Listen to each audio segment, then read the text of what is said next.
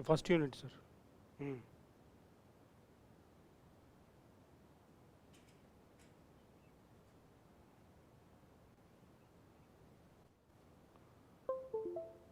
இது இந்த ரொம்ப ஃப்ரண்ட்டாக இருக்கிற மாதிரி இருக்குது camera.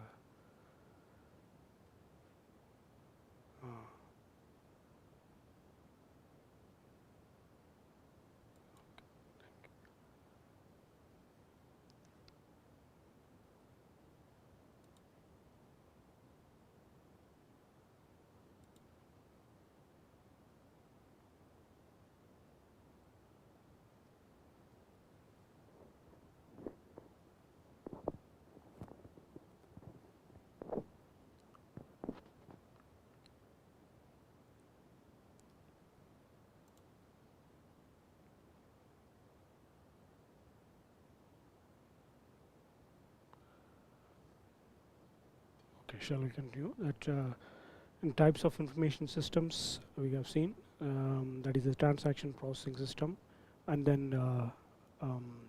knowledge work systems, office automation systems, and decision support systems. When you're talking about the decision support systems, it serves the strategic management staff, senior officers in making the decisions. The system uses the information plan or analysis tools and arrangements for the managers. Okay, so likewise we have seen. And talking about the MIS, so MIS and ESS also we have seen. So normally how the MIS it works, it obeys the management level of the organization. Okay, the system compresses and turns the TPS data into informations for intention of monitoring performance and managing the organization. So the transactions that are recorded in TPS are analyzed and reported by an MIS. So for examples, we can say the MIS output is the budget, and we normally the scheduled reports also we can say, right, and then weekly report, monthly report, right, and yearly that annual report. So everything that is possible, and key indicator reports, the exception reports, ad hoc reports, drill down reports, everything. And when you're talking about the ESS, so that is the executive support system, it's obey the strategic level of an organization, a system based top level executive. Okay, that executive of quickly obtainable and interactive data format to get the overview of the whole organization tasks. Okay, so that is the ESS, that is the executive support system. And then when you're talking about the advantage, so what are the main advantages of information system? So MIS improves the quality of plans.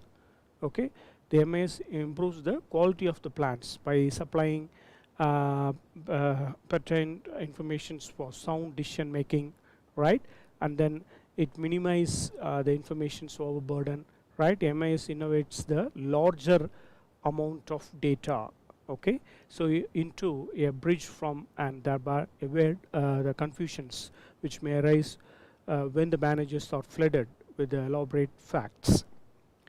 So what is this meaning? In the sense, it minimizes the information burden. Okay, so how it is minimizing the datas? Okay, so I already told you it's a very difficult to maintain the data manually. Okay, it is very difficult to maintain the data manually. So how we are the information system we are using? Suppose if it is a computerized, in the sense we can easily feed the data and we can retrieve the data from the database, right? So that is very easy. So whereas in manual it is very difficult.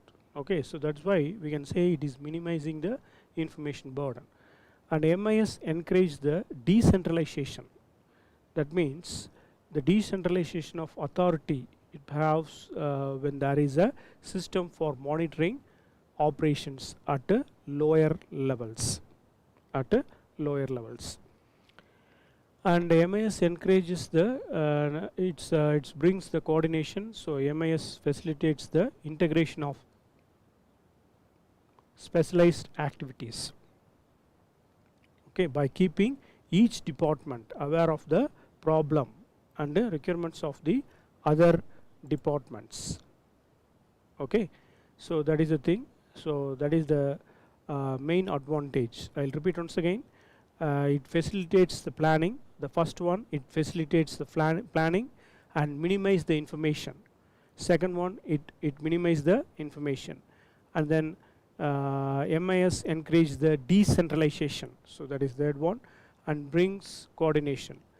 Okay, so specialized activities by keeping each department aware of the problem and requirements of the other departments. Are you getting this? And what are the main disadvantages? So advantages we have seen. The advantages are it facilitates the planning and minimize the information, and then MIS using the decentralization technique, and then coordination. So everything we can say it is the advantages of the MIS, that is information. And when you're talking about the disadvantages, what are the demerits of the information system? Highly sensitive, requires a perpetual monitoring, that is very important, and budgeting of MIS extremely laborious, right? And then quality of output regulate by quality of inputs. So that quality of input is it should be a right one. So if you are giving the wrong input, in the sense it will be a problem. You are getting the output, it may be a wrong. Okay, so that is the thing, that the input also, when we are giving or when you are feeding into the system, okay, so it should be a correct one, right? The exact data is required. Okay, if you give any wrong data, you will get, definitely you will get the wrong output only. Why? Because see here, based on the input value, you will be getting the proper output. If you are giving the right input, and then you will get the correct output, right? So otherwise you will be getting wrong one, right? So the lack of flexibleness of update itself. Okay, some of the things we need to update, right? And then effectiveness of IS. Okay, so the effectiveness of information system so diminishes due to persistent changes in top management. So that is also one of the disadvantage. And then takes into account only, that is qualitative factors, and overlook non-qualitative factors probably, right? The spirit of workers, attitude of worker, etc. So all these things are main thing, and lack of terminals for staff to use. Okay, so the technology stuff also, it is very important, right? So without knowing the things, that we cannot work with the information systems. So the basic of the knowledge, the basic knowledge must be strong. Okay, so if you understand the things, then you can easily update, or you can easily work with that, right? If you if you are not understanding anything, it is very difficult with the interaction with the information systems, right? So that is the thing, that lack of terminals for staff to use. So that is also, we can say, one of the disadvantage we have. Okay, and then insufficient storage for volume of data. Sometimes, so the system is a very less memory, right? The in older systems and all, they are having a very less memory, right? Suppose if you have a huge amount of data, right? That is a large amount of data or huge amount of data. So how you can store all the datas, right? So the memory also, it is the main key role. It plays the key role, because insufficient storage for volume of data. Suppose if you have a less memory, in a sense, you cannot store all the datas. Some of the datas you should skip in this. Okay, so that is one of the main disadvantage, and lack of functional support. Sometimes the functional supports also, it will be a problem. So that is, we can say, it is the main disadvantage of this functional here. And training delivery. Okay, the training delivery we can say, and then maintenance issues. So many times we are facing the maintenance issues, hardware failures, software corruption, software corrupted, OS corrupted, like that. Okay, so in this case the maintenance issues also one of the main disadvantage, network failure, right, and maintenance issues. So likewise these kind of issues so is the main disadvantage of information system. Staff ignorance, suppose if you just imagine, so if you are not getting the internet, so how you are interact with other peoples, so how you are using the WhatsApp, how you are using the email, right, so that is very difficult, right. Sometimes the network failures occurs, right, so network down, so in this case power shutdown, any these kind of problems may occur, right.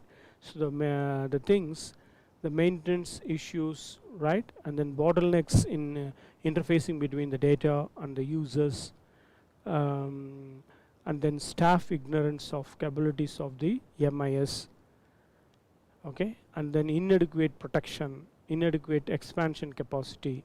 So lot many things when we are talking about the disadvantages. What are the main functions of the IS? You just listen carefully. So there are 4 main functions in the information systems. So that one is the data collection.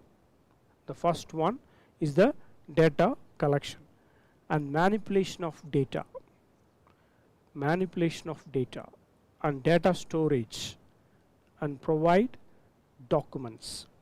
Okay, data collection and manipulation of data, and then data storage and provide documents. So these are the main 4 functionalities in the information system. Are you getting this?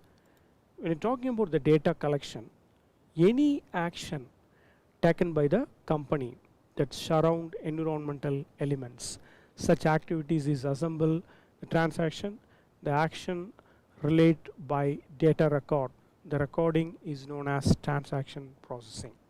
Okay, any action taken by the company so that surround environmental elements, such activities in is a assemble the transaction.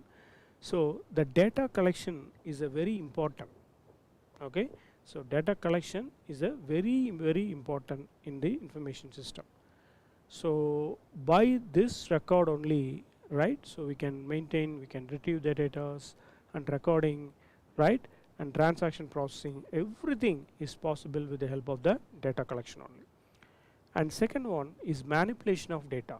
So once we got the data, so how we are manipulating that data is a task of changing the data into informations. I already told you how the data becomes information, right, the raw data, how the raw data becomes informations, right, the meaningful data. We must have the meaningful data. Okay, so blindly we cannot tell the values like I already told you 43, 67, like that. If you are telling in the sense it is a meaningless, right, so the value of x equal to 43, now the data becomes information. Okay, so now the raw data becomes information. So this thing, how it is manipulating, so you are going to do some calculations, you are going to do some processing, right, how you are manipulating using the data. Okay, so the data manipulation include the classification, identification and grouping data using the encoding of transaction records. So that is the manipulation of data. And are you getting now? Can you hear my voice?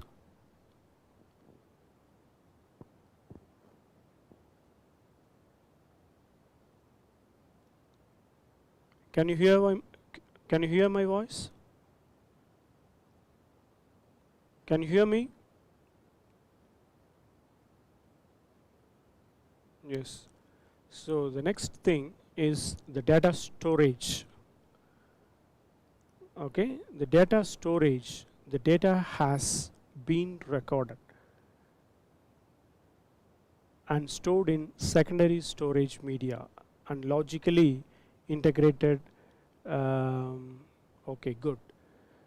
So we have seen the main four functionalities: the data collection and manipulation of data and data storage. Data storage is very, very important. Okay, the data has been recorded and stored in secondary storage media.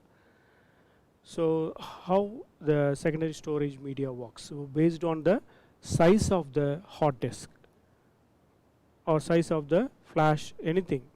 So based on that we can store the datas. Okay, so nowadays we are using the cloud storage, right?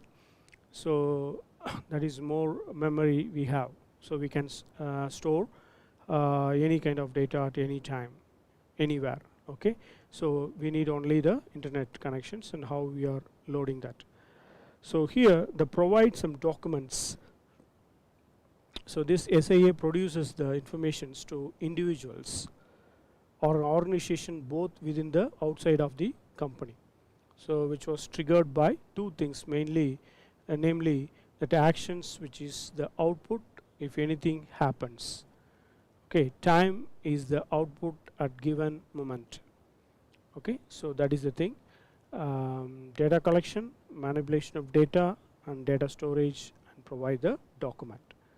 So after data storage, so the providing documents, so informations, everything, so that will be organized into one port, right? So and then actions, so how we are using, how we can retrieve, so that the thing we are using the documents here.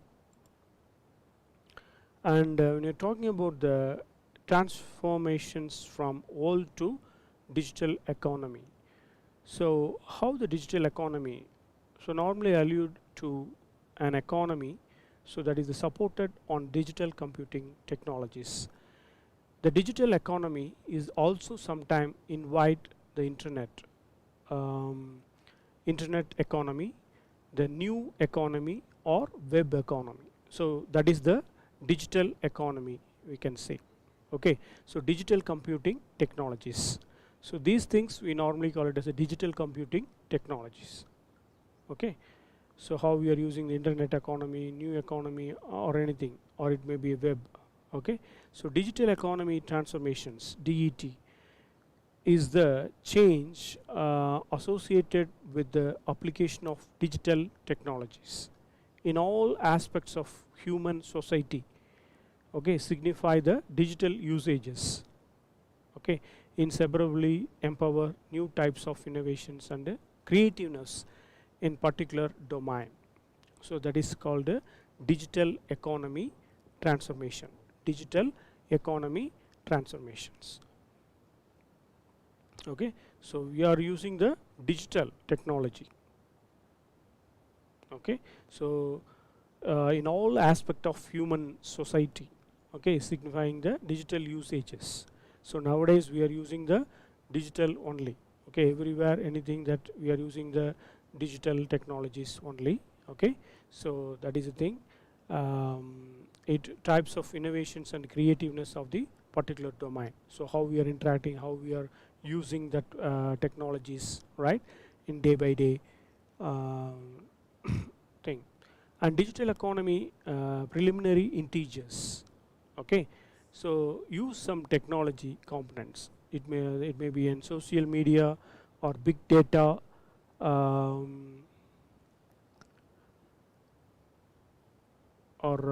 big data. Okay, social media or big data analytics, mobility and internet of things, IoT, back office transactional systems, ERP systems like SAP. So everything is some of the technologies we are following for the digital economy. Okay, so social media also it is using, and big data analytics, right, and statistical things we are using, and mobility we are using, right, and then Internet of Things, IoT we are using, and back office transactional systems. Okay, any video is not.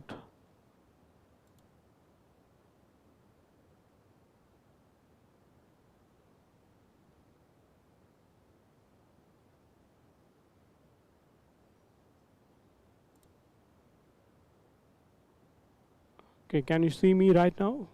Any video problem? Some of them mentioned no video. Is it clear now? Is it video is clear?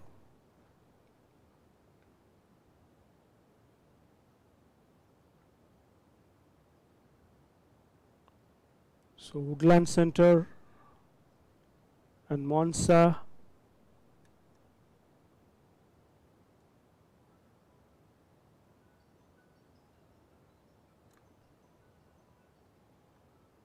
Okay. So in digital economy, so that is a social media is one of the thing, and big data analytics and mobility and Internet of Things, that is IoT, right? Back office transactional systems. So that is the ERP systems like SAP, like that. Okay. And components of the digital economy. So it's mainly three main components of the digital economy: e-business infrastructure, e-business, that is the organization construct over the computer, right? And e-commerce, electronic commerce. So e-business infrastructures, it mainly the hardware, software, telecoms, right? The networks, human capitals, we can say, and e-business. So how the business is conducted, any procedures, so that an organization conducts over computer intermediate networks. Okay, and then electronic commerce, e-commerce. Okay, so transfer of goods. For instance, when a book is sold online, right? So the online, everything is online purchase, right? If you're going ShopRite and buying something, right? Everything you're doing, right? And how your online purchasing is happening. So with the help of the internet, so you can easily do the e-commerce, electronic commerce. Once you ordered, right, the item will reach you in your home, right? So once you pay, or once the cash on delivery, right?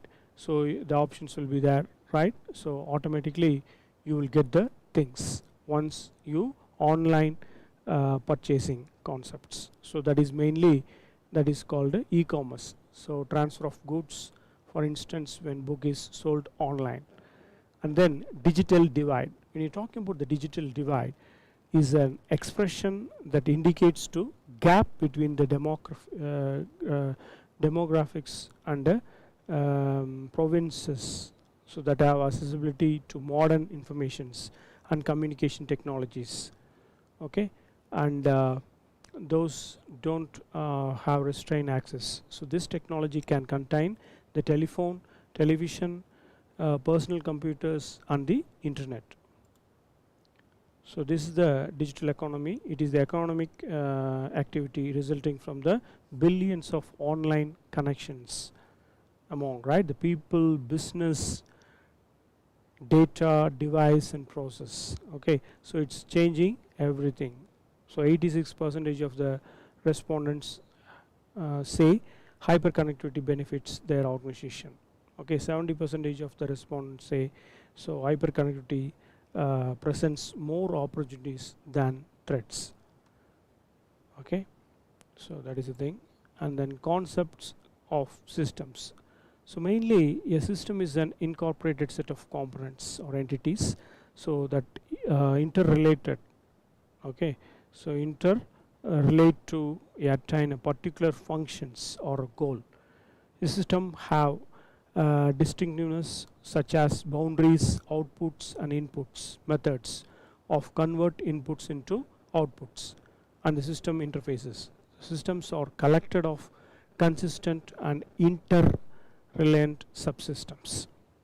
Okay, So that is the concept of systems. So mainly the structure of MIS, we can say the information system as a system. So in many ways the information systems have same characteristics as a systems in general.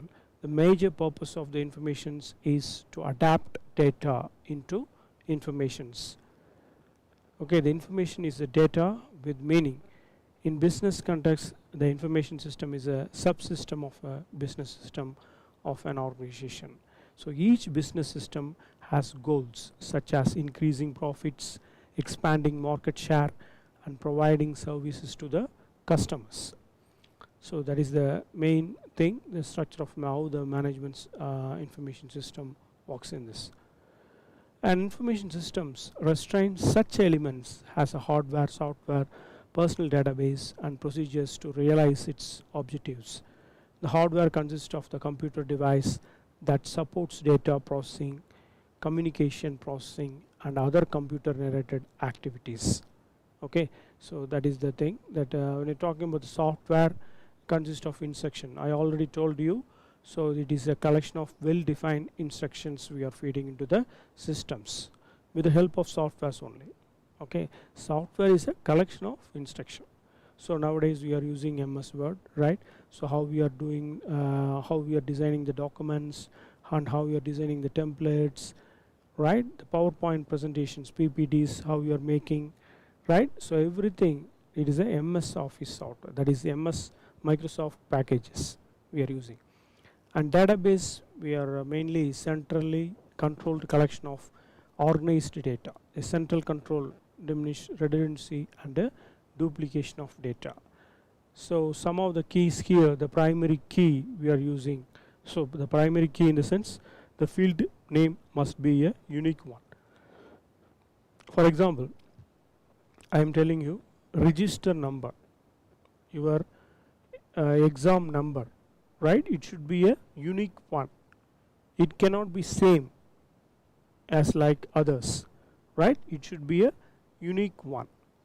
Suppose if I feed your register number in my system or university system, so all your details will be displayed.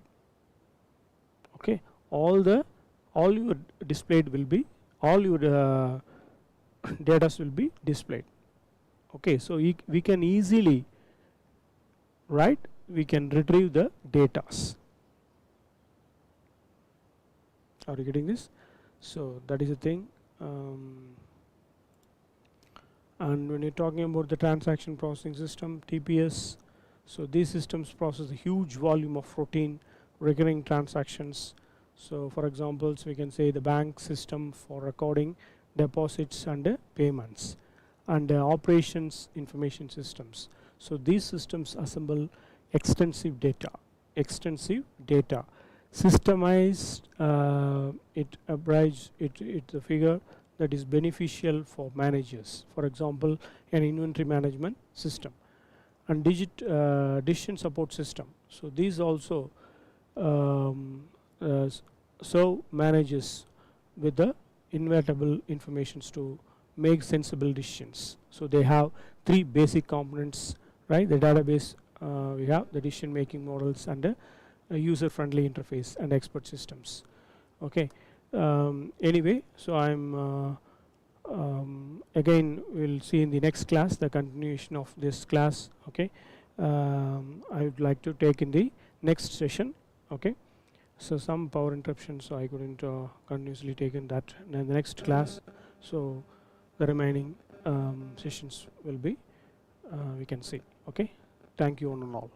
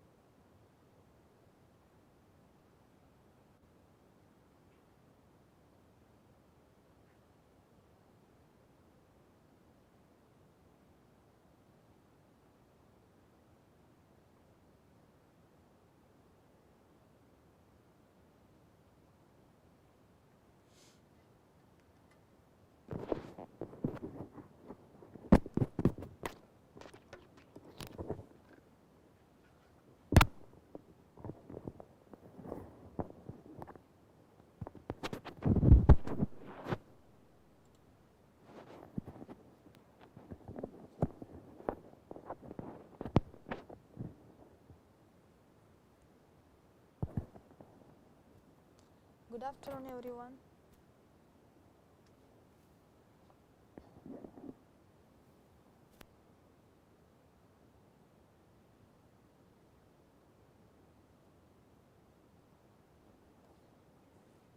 Good afternoon, Mongu, Chipata.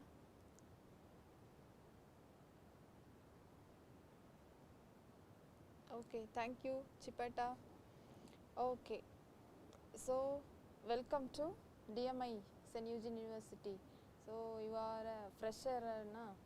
So now my name is Binusha.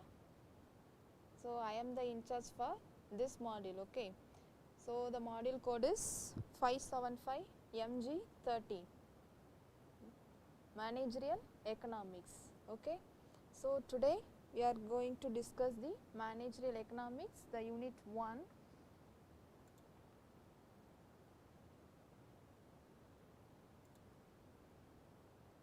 Some subheadings are there in unit 1. What are they? That is, what is managerial economics, then meaning of economics, definition,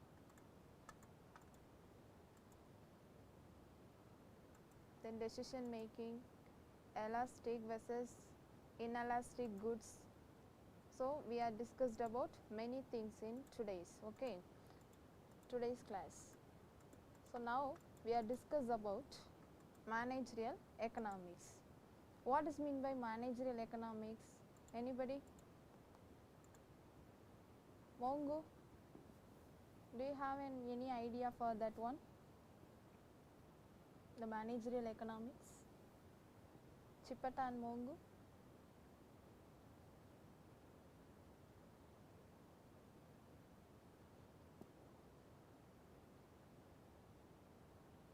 So the managerial economics has emerged as a separate branch in the subject of economics. Okay, so that is the one branch of economics. The managerial economics is a one branch of economics. So the emergence of managerial economics can be attributed to three factors. What are the three factors? The first one is the growing complexity of the business environment and decision making process. Okay. So the second one is an increasing application of economic logic, concept, theories and tools of economic analysis in the process of business decision making. Then the third one is a rapid increase in demand for professionally trained managerial manpower with good knowledge of economics. Already we know that what is meant by business. Okay, so the every entrepreneur to starting the business, they have they aim to earn profit only. Is it right? So the managerial economics, they are attributed the three factors. First one is the growing complexity. Okay, the growing complexity of the business environment. Then the decision making process, because the decision making process is the main function of the management. Okay, the main functions of the management. So the first of all, what is meant by management? The management is the art of getting things done through by others. Okay, so the art of getting things done through by others. So the management, what are the functions of management? The first one is planning, organizing, analyzing, directing, controlling and coordinating decision making. Okay, so the decision making also one functions of the management. So as an entrepreneur, the decision making process is very important to start up the business. Okay, so the first one is growing complexity of the business environment and decision making process. Then the second one is increasing application of economic logic, concept, theories and tools of economic analysis in the process of business decision making. Then the third one is rapid increase in demand for the professionally trained managerial manpower with good knowledge of economics. So that is a managerial economics. Okay, then The next one is economics. The next one is economics. What is mean by economics? Mongu, any idea for that one? What is mean by economics?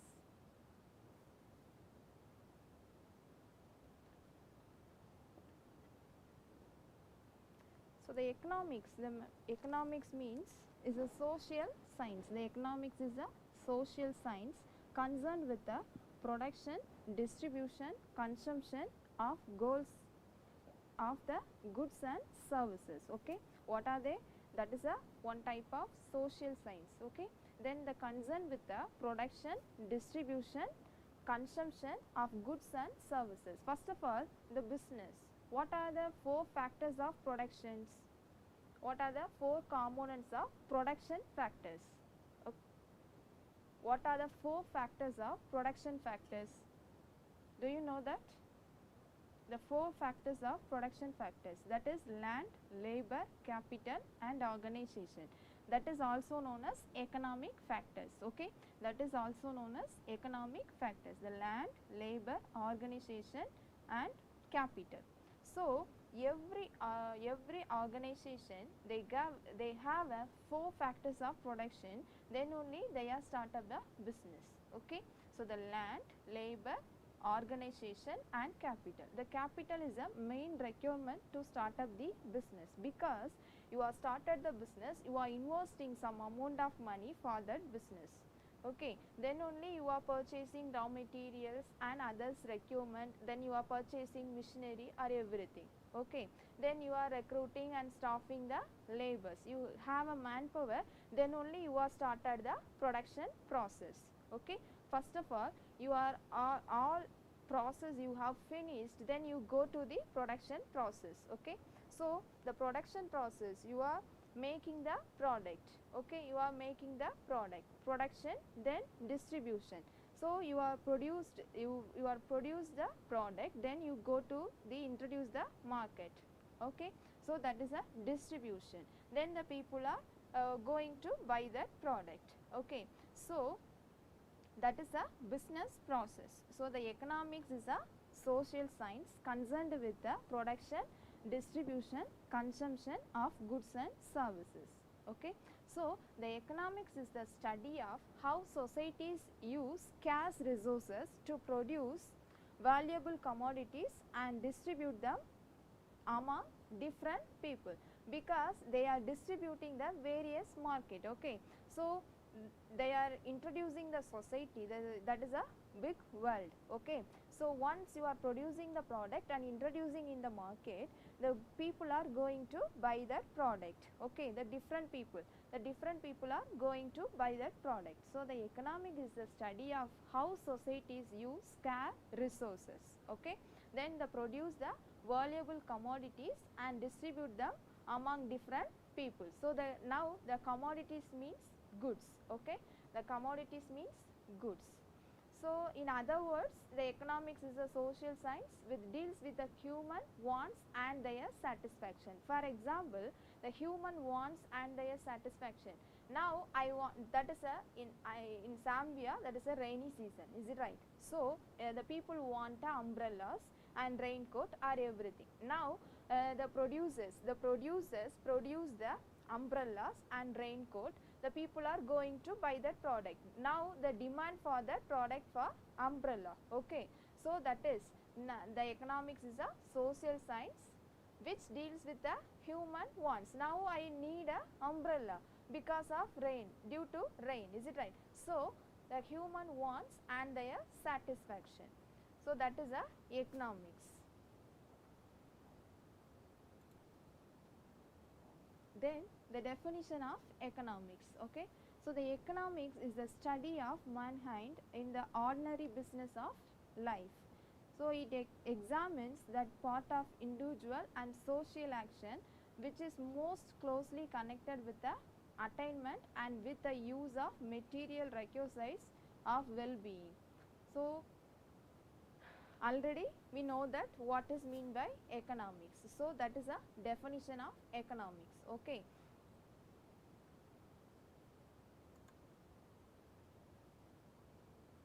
then the economics, the two types of economics. What are they? That is a macro level economics and micro level economics. Okay, the macro level economics and micro level economics. First of all, the micro level economics.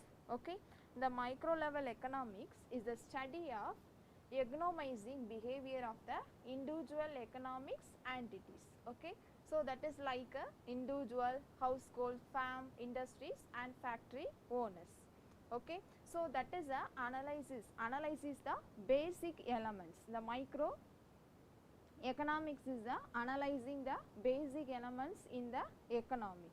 So that is including a individual agents and market, their interaction and outcome the interactions. Okay, so that is called a microeconomics.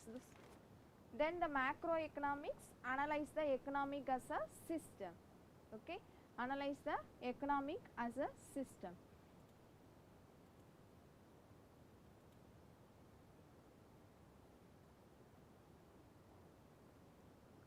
That is including in the production, consumption, distribution, or everything should be included in the macroeconomics. Okay.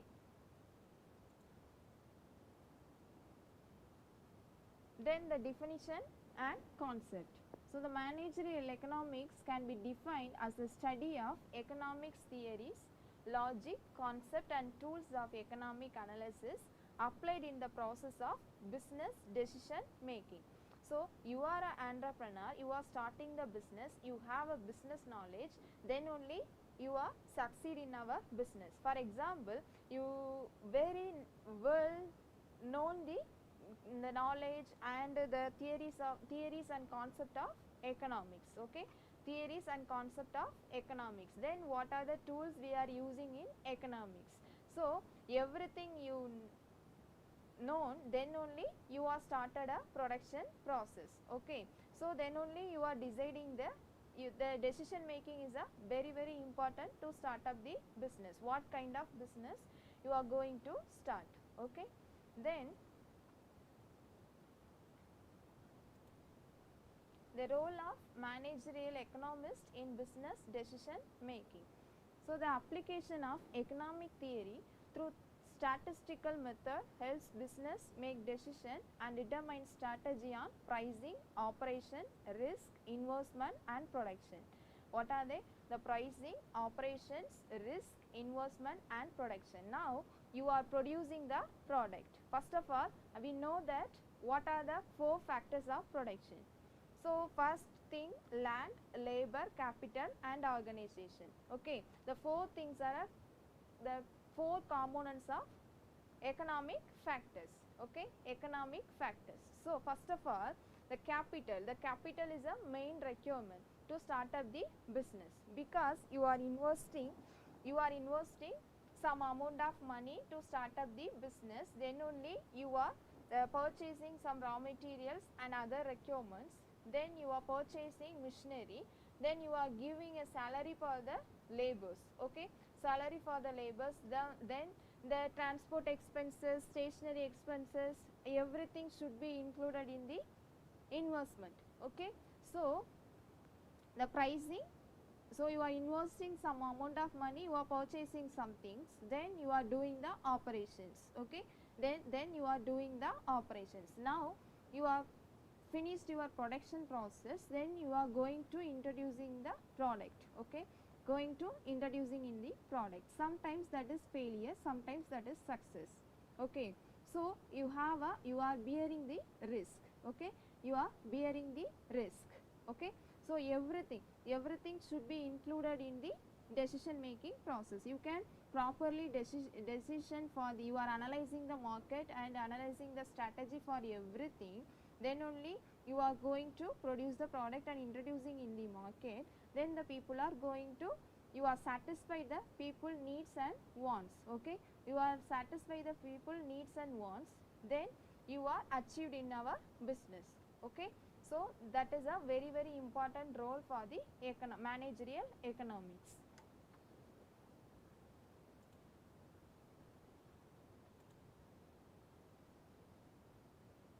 Then the elastic versus inelastic goods. The economist can determine the price sensitivity of product through a price elasticity analysis. The price elasticity analysis. Some products such as milk are considered a necessity rather than a luxury or will purchase at most price points. For example, the elasticity of demand, there are three elasticity of demands. What are they? The first one is price elasticity, then income elasticity and cross elasticity. Okay, the price elasticity, income elasticity and cross elasticity. So the elastic of goods, that is the product, for example milk, and the luxury I will purchase at most price points. Okay, for example milk. Okay, then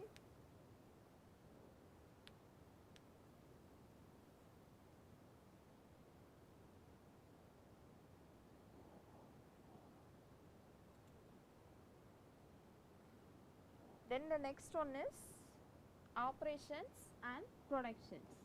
So the managerial economics uses quantitative methods to analyze production and operational efficiency through schedule optimization, economies of scale and resource analysis. What is mean by economies of scale? Guys, what is mean by economies of scale?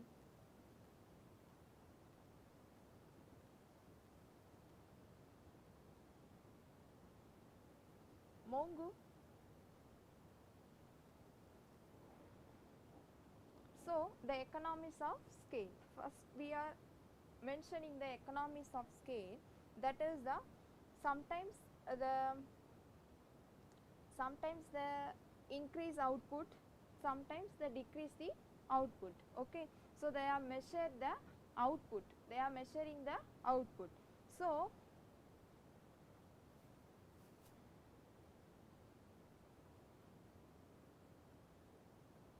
we are explaining the economies of scale.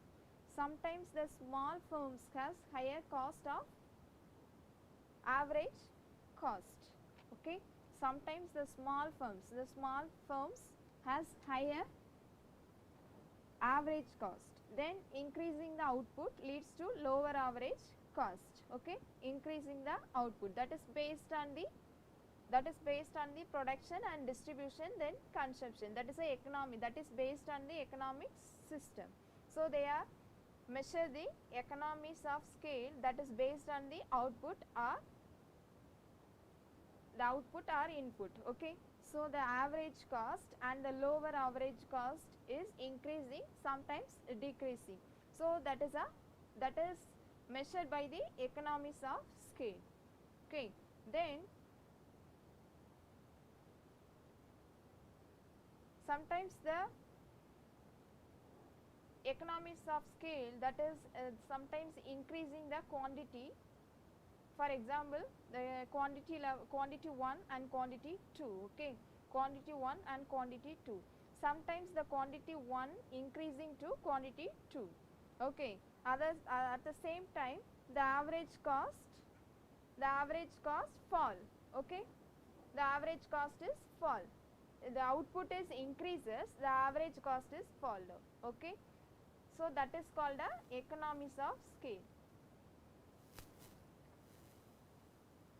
So the additional analysis methods include marginal cost, then marginal revenue and operating leverage. Then through tweaking the operations and productions of a company, profits rise as a cost decline. Okay, so the output is, when the output will increases, the cost will decrease, that is a fall down. Okay, that is fall down. The output will increases, the average cost is decline. So that is the operation and production, that is the economies of scale, that is measure the cost and profit. Okay, then the investment.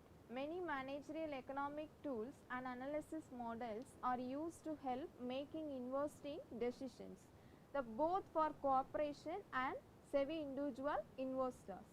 These tools are used to make stock market investing decisions and capital investment for a business. For example, the managerial economic theory can be used to help a company decide between purchasing, building or leasing operational equipment.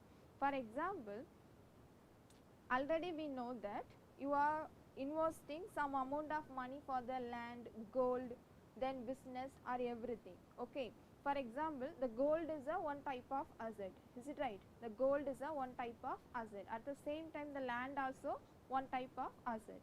So you are investing some amount of money to purchase the land or gold. Okay. So that is a investment of managerial economics.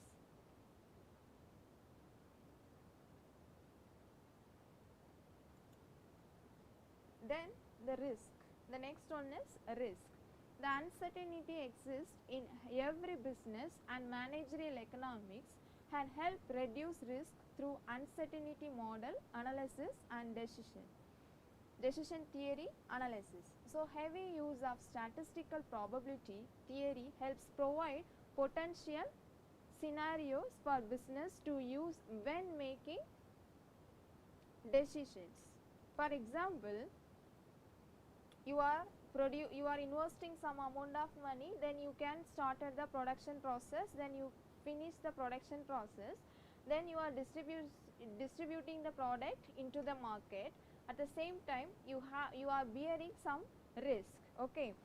So the risk, there are three types of risk, that is a low risk, moderate risk and high risk. Okay. Low risk, moderate risk and high risk.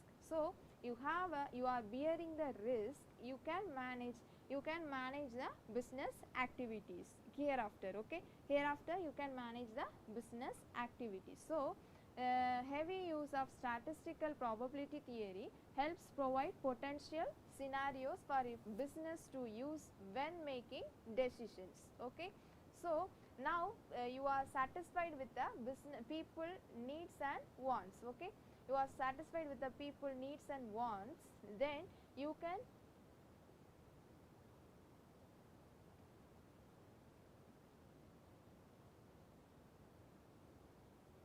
can produce and introducing in the product. Okay. So sometimes you can bearing the risk, that is like a low risk, moderate risk and high risk. Okay. That is, you are bearing the risk, that is based on your decision making. Okay. Then the demand analysis.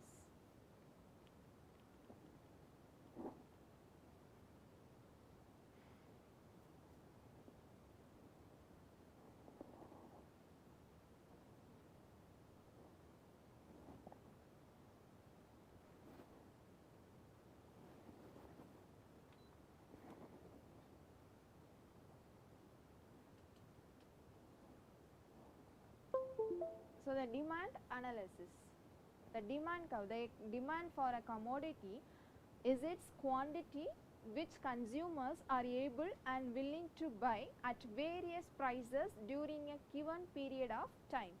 So the demand for a commodity is its quantity which consumer are able and willing to buy at various prices during a given period of time.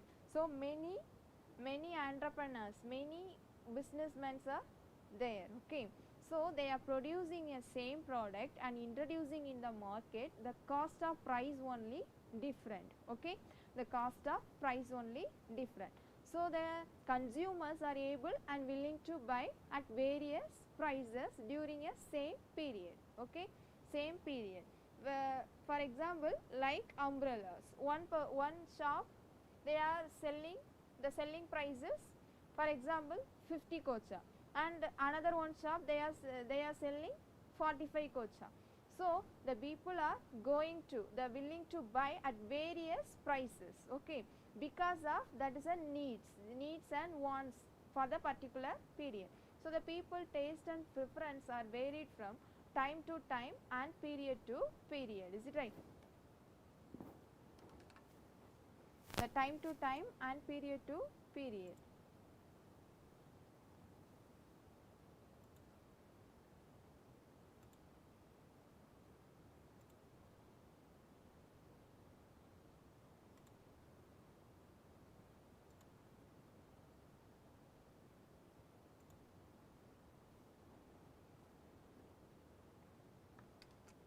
In other terms of demand for a commodity refers to the desire backed by ability to pay and willingness to buy it. For example, the demand curve,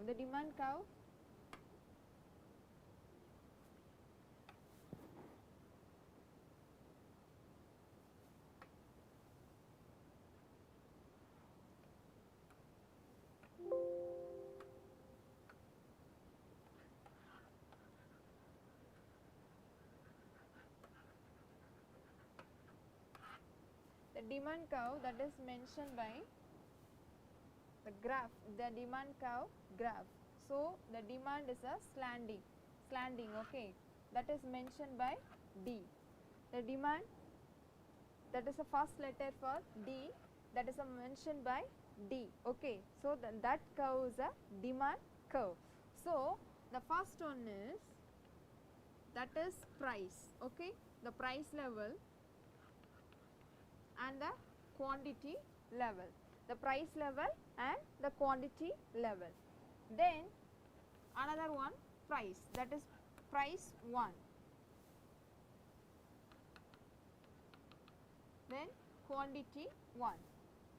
So, now the demand curve, that is mentioned by the profit level will be increases, okay. The profit level, the demand level will be increases in price level to price 1 level, because this is for, this difference is increasing, okay, for the price 1 to price 1, okay. So, the demand curve, that is that the people demand will be increases, then the quantity level also increases, okay. The people demand will be increases, the people quantity level, the quantity, they are increasing the quantity level, okay. So, that is a demand curve.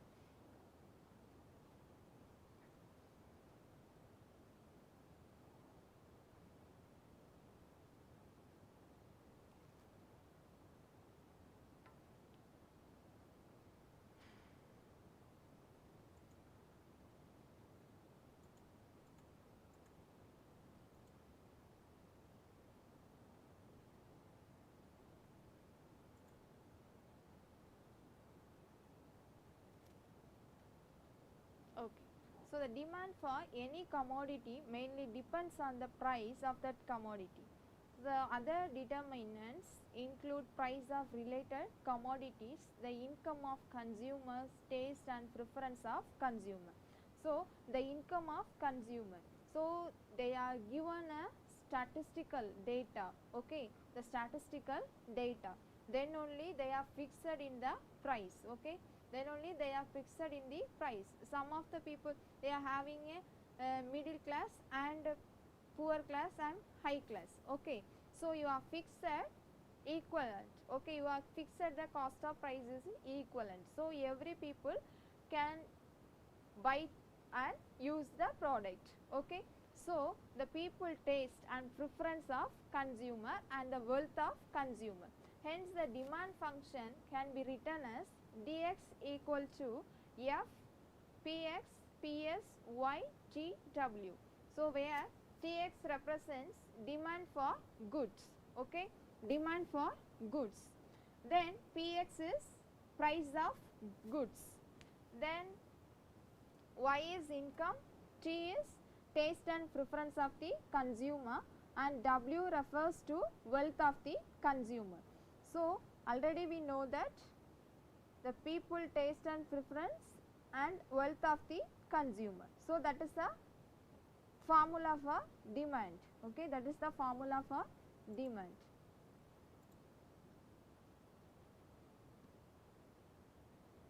Then the demand curve and demand function. An individual consumer's demand curve refers to the quantities of a commodity demanded by him or at various prices. Other things remaining equal y, p and t, the taste and preference, income and price, okay. Then an individual demand for a commodity has been given by it as demand schedule and curve. So when the demand will increases, the quantity level also increases. So the people taste and preference are varied from time to time and period to period. So only they are giving a seasonable product, okay, seasonable product and alternative product. So they are they are changing our business motives, okay. So they are giving a seasonable product for the customers and consumers. Then the demand schedule contains list of price and quantities, okay. See the table 1 and picture 1. So first one, the table 1, demand schedule. What is the demand schedule? The right side, the left side the price and the right side quantity, okay. The price and quantity.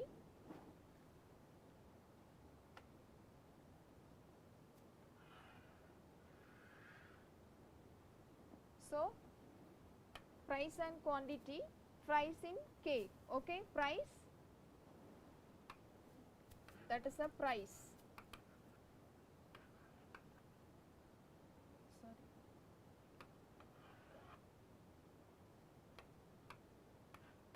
That is price.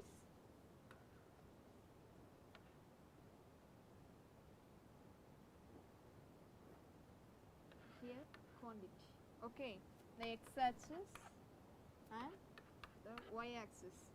So here price, then quantity, price and quantity. Now the price in K, first of all 6, 5, 4, 3, 2, 1. So you are making it 10, okay.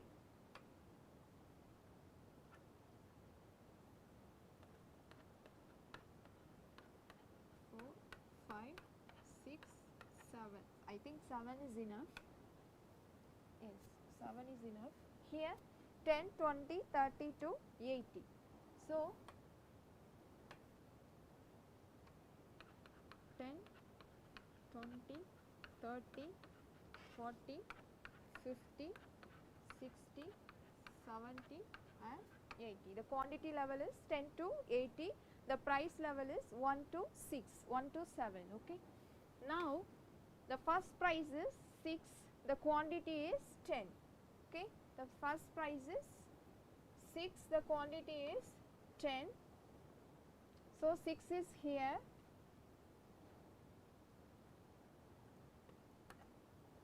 okay. Then 5, 20.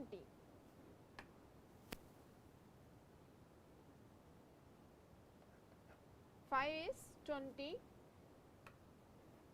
then 4 is 30,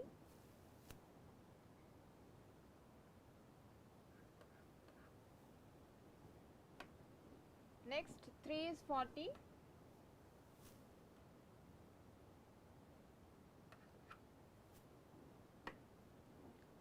2 is 60 and 1 is 80, okay.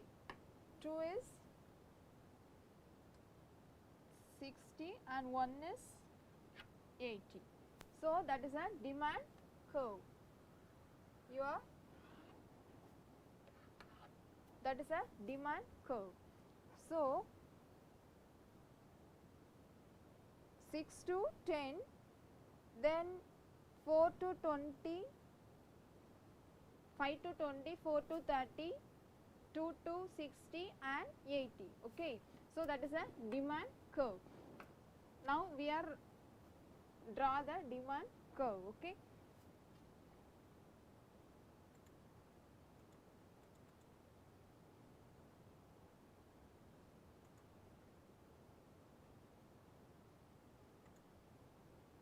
Okay. So the demand schedule articulates that when the prices are rises, so the demand for commodity is fall down. See the table 1, when the price is quota 6, the quantity demanded in 10 units, okay. When the, see the table, the 6 is 20, the quantity level is very low, okay. The quantity level is very low. So the demand for commodity is fall down. The demand for commodity is fall down. See the table 1, the prices is quota 6, the quantity demand is 10 units. Then the next one is, if the price happens to be quota 5, the quantity demand is 20 units, and so on. The figure 1, the demand curve is the slopes downwards, okay. The slope is downwards from left to right, showing that, okay. When the price rises, less demanded and vice versa.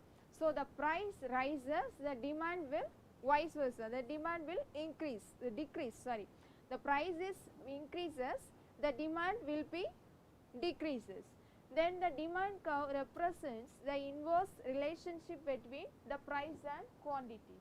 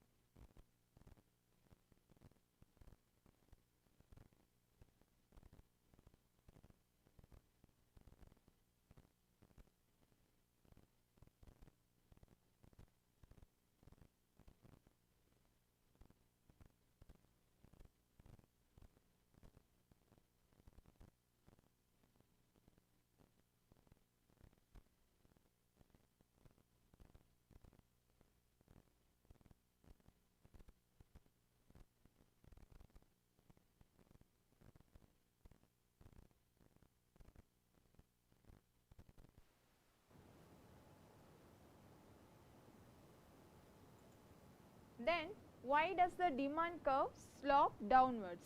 The demand curve slopes downwards mainly due to the law of diminishing marginal utility. The diminishing marginal utility, the law of diminishing marginal utility states that an additional unit of a commodity gives a lesser satisfaction. For example, the lesser satisfaction, the people, the consumer are less satisfied in our product, so the demand curve slope downwards, okay. The demand curve slope downwards, okay. So at the same time, the consumer will buy more only at a lower price. The lower price product only the consumer are go to buy that, okay. So the demand curve slopes downwards because the marginal utility curve also slope downwards. So the demand curve and the marginal utility also downwards, okay. So you are increasing, the people are wants to buy the lower price, okay. So the demand curve slope downwards.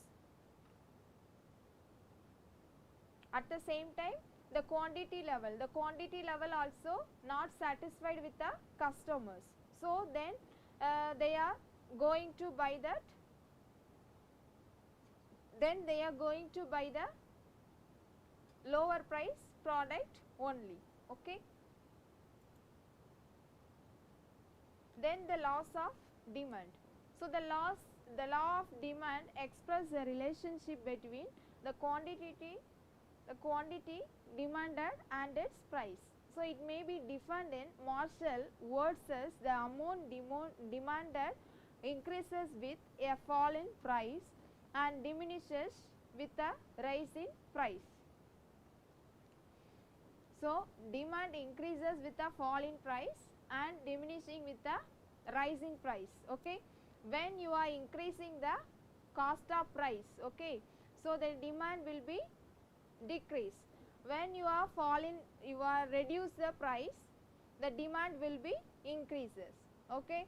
So the people are want to buy the low cost of product because of our income, taste and preference, quantity are everything, okay. So that is a loss of demand.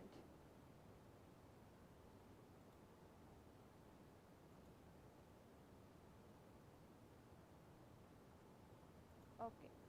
So the example of law of demand states that people will buy more at lower prices and buy less at higher prices, other things remaining the same.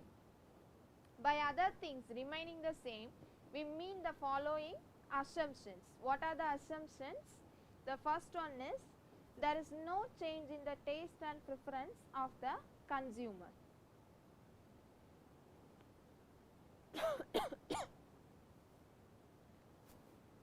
The taste and preference of the consumer.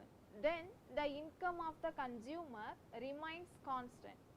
There is no change in customs. The commodity to be used should not confer distinction on the consumer. Then there should not be any substitutes of the commodity. Then there should not be any changes in the prices of the product. There should not be any possibility of changes in the price of the product. Then there should not be any changes in the quality of the product. The habits of the consumer should remain unchanged. Already we know that the people, the customer taste and preference are varied from time to time and period to period. They are giving a seasonable product to the customers. Is it right? So you are producing the product, you are fixed the cost of price is very high.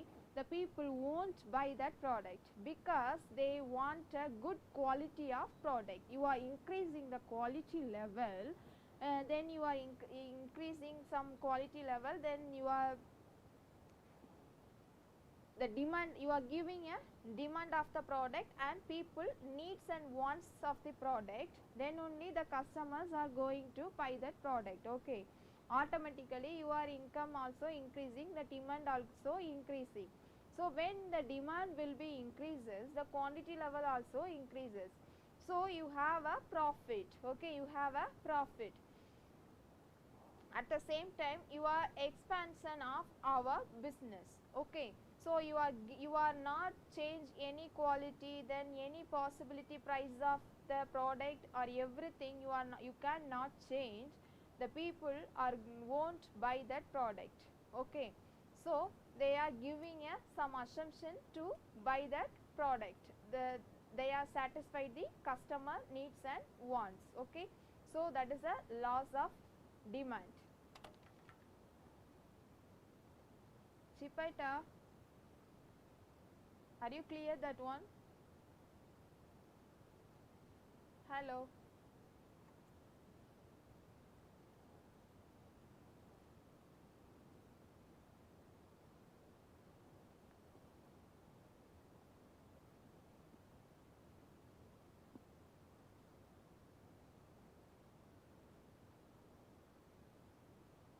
Okay, then the reasons of downward sloping demand curve.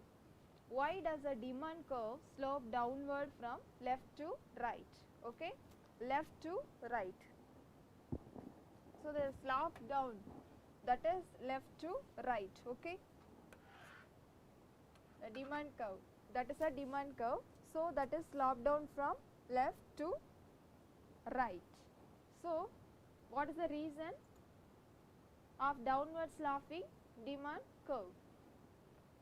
So the reason for this also clarify the working of the law of demand. The following are the main reasons for the downward sloping curve. The first one is the law of demand is based on the law of diminishing marginal utility. Then according to this law, when a consumer buys more unit of a commodity, the commodity means goods. Okay, so when a consumer buys more unit of a commodity, the marginal utility that commodity continues to decline. So the marginal utility is decline. Okay, then therefore the consumer will buy more unit of that commodity only when its price falls. Okay, so they are need a low cost of price. So when the price is decline and decrease, then only the people or the customers and consumers are going to buy the product. When less units are available, utility will be high and the consumer will be prepared to pay more for the commodity. this the demand will be more at a lower price and it will be less at a higher price. Okay. So, that is why the demand curve is downward sloping. So, the props is demand will be more, okay, demand will be more at a lower price. When the price, the cost of price is low, the demand will be more. That's why only the demand curve is downward sloping, okay.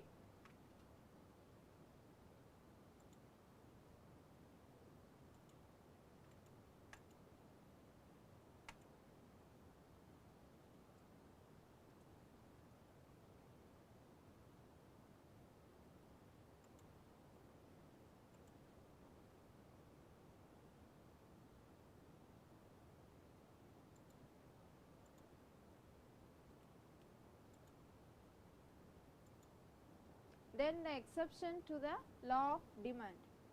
So, the demand curve slopes upwards sometime from left to right, okay, left to right, has a positive slope. Following certain circumstances, the consumer buy more when the price of a commodity rises and less when price falls. So, for example, the wartime, if a shortage is feared in anticipation of war, the people may start buying for building stocks for hearing even when the price rises, okay. The building stocks for hearing, the building stocks for hoarding even when the price rises, okay. So, that is one example for exception to the law of demand. Then the price of such goods rise, their use becomes more attractive and they are purchased in larger quantities, the larger quantities, okay.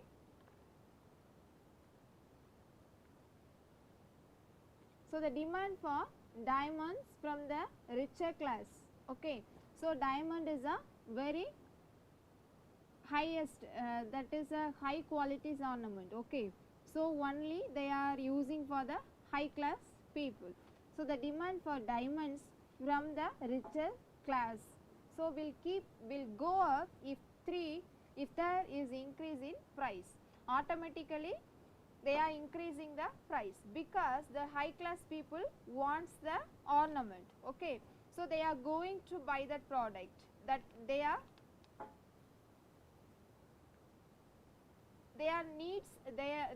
a needs and wants for that product. So, they are increasing in the price, okay, they are increasing in the price automatically, they are going to buy that product, they are don't suffer of that price of cost, okay, the cost of price. So, they are going to buy that. So, if such goods were cheaper, the rich would not even purchase. So, at the same time that goods are cheaper, the rich also would not even purchase because they are a high level. So, their estimation is very high. So, they are going to automatically they are going to buy the high level and then high cost of price into the high cost of price of ornament, okay. So, that is a Veblen effect.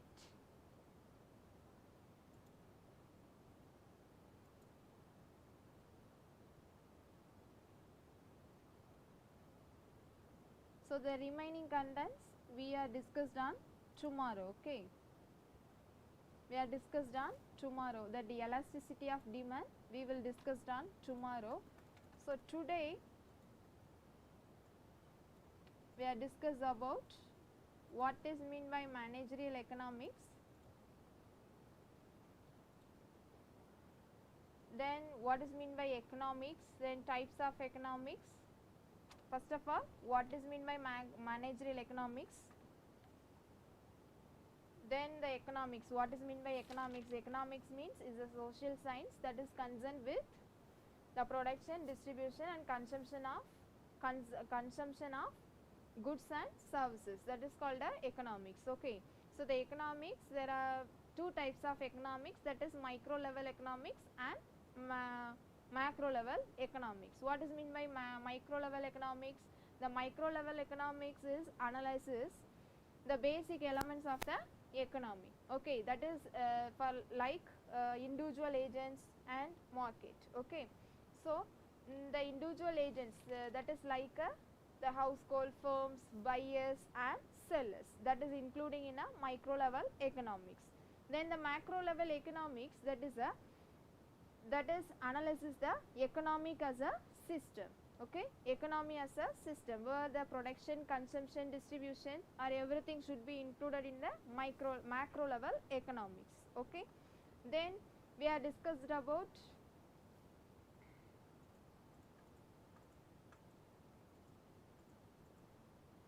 definition and concept, then role of managerial economist in business decision making, then elastic, inelastic goods, then operation and production, investment, then risk, demand analysis or everything we will discuss on today class. So the economic factors, the components of four economic factors, that is land, labor, capital and organization. They have a four factors of production, then only they are started a business. Okay, that is they have a four economic factors, the economic components, then only they are started a business process. Okay,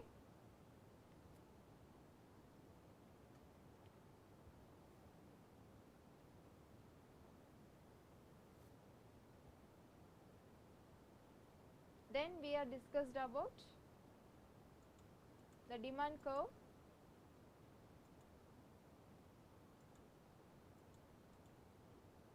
then why does the demand curve slope downwards, then the laws of demand,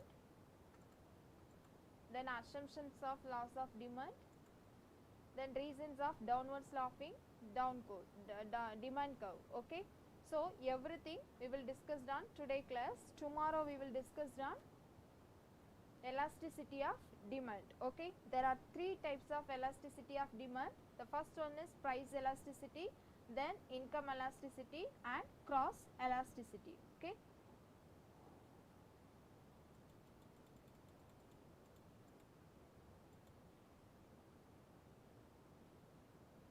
so the first one is price elasticity of demand. It is the ratio of proportionate changes in quantity demanded of a commodity changes, the proportionate changes in its price. Okay, the percentage of changes in quantity and the percentage of changes in price, that is called a price elasticity of demand. Okay,